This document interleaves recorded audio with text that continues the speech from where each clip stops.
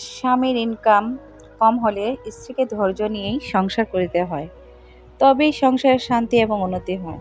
খরচ কমানো, খরচ থেকে টাকা জমানোর উপায় আমাদের বের করতে হবে।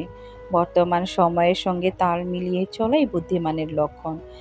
হ্যালো এভরিওয়ান, আসসালামু আলাইকুম। নাহার মির্জা ব্লগ থেকে আপনাদের স্বাগতম। কে কোথা থেকে দেখছেন আমি তো জানি না। কেমন আছেন আপনারা সবাই? আলহামদুলিল্লাহ, আল্লাহর অশেষ রহমতে আমরাও ভালো আছি। আজ শুক্রবার, আমার মেয়ের ছুটির দিন। তো আজকে বিরিয়ানি রান্না করব। আমার মেয়ে বলতেছে যে আম্মু আমি আজকে রান্না করব। আমি বলছি আচ্ছা ঠিক আছে রান্না করো। আর ও সবসময় প্রতি শুক্রবারই রান্না করে, এতে আমি বাধা দেই না, কারণ মেয়েদের কিছু শেখার দরকার আছে বাবার বাড়ি। মেয়ে যেহেতু বড় হয়েছে, অবশ্যই তাকেও কিছু শেখানোর প্রয়োজন আছে। আলহামদুলিল্লাহ, আল্লাহ শুক্রিয়া, আমার মেয়ে মোটামুটি একটা আম, ঘরোয়া যতটুক মানে একটা মানুষের যতটুক লাগে আলহামদুলিল্লাহ অতটুকু রান্না করতে পারে। যেমন আমরা যে প্রতিদিন যে খাবারগুলি খাই, যে খাবারগুলি রান্না করি, এটা পারে। আর এটাই ওর শিখা একটু একটু করে।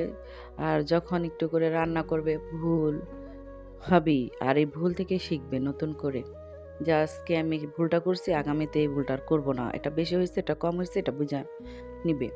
তো এই জন্য আমার বলা যে থাক, প্রতিটা মেয়ে যেহেতু বিয়ের পর শ্বশুর বাড়ি যেতে হবে, আমার মতন যে ভোগান্তি না হয়।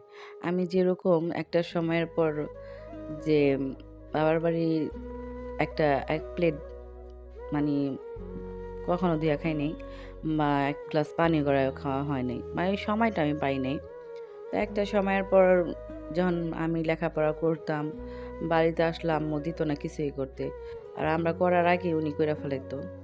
তো সেই ক্ষেত্র থেকে অনেক কিছু জানি না, করতে পারি নাই।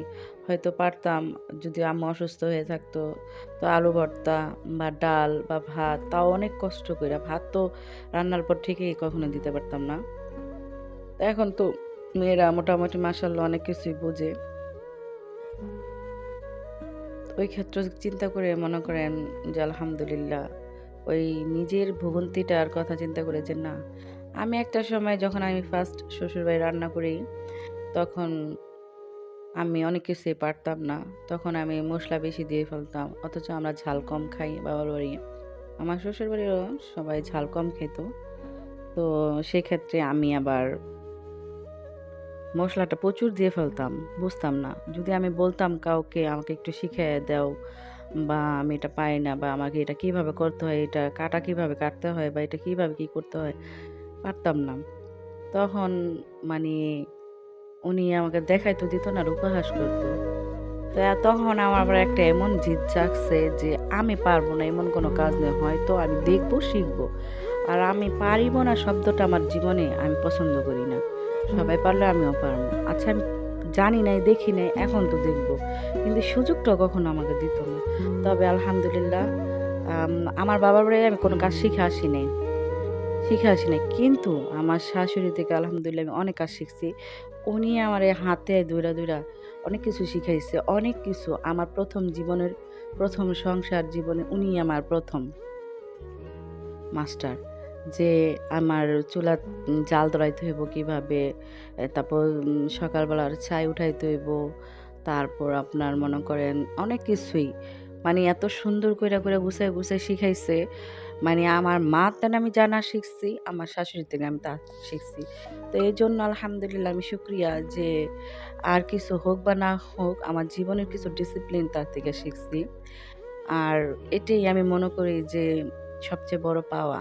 তো আলহামদুলিল্লাহ অনেক কিছু শিখার পরে আজকে আমি আলহামদুলিল্লাহ অনেক কিছুই রান্না করতে পারি। তো সেদিনকার কথাগুলি ঠিকই মনে পড়ে যে কে কেমন করছে আমার সাথে ব্যবহার, আচার, রান্নার বিষয় নিয়ে। কিন্তু এখন তো আমি অনেক কিছু পারি। এখন কি করবি?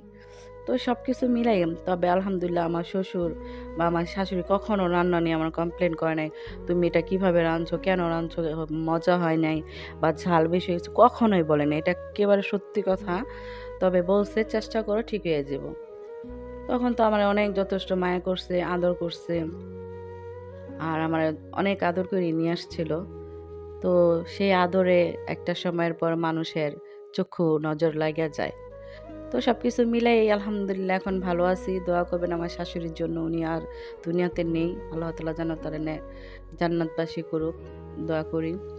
আর এই তো আমার মেয়ে বিরিয়ানি রান্না করছে, এটাও আপনাদের সাথে শেয়ার করলাম। আলহামদুলিল্লাহ বিরিয়ানিটা এত মজা হইছে মাশাআল্লাহ। যে আস্তে, আস্তে ও শিখুক, শিখতাছে। এজন্য আমি আর কিছু বলি না যাতে শ্বশুরবাড়ি গিয়ে আমার মতন ওর ভোগান্তি না হয়। সবকিছু মিলিয়ে অনেক কথা শেয়ার করলাম। যদি ভুল ত্রুটি হয়ে থাকে ক্ষমা সুন্দর দৃষ্টিতে দেখবেন। আর যদি ভালো লাগে আমার এই ভিডিওগুলো অবশ্যই লাইক, কমেন্ট, শেয়ার করবেন। আর যদি একটু বেশি ভালো লাগে নতুনদের জন্য বলছি সাবস্ক্রাইব করে দিবেন। এখানেই বিদায় নিলাম। আল্লাহ হাফেজ।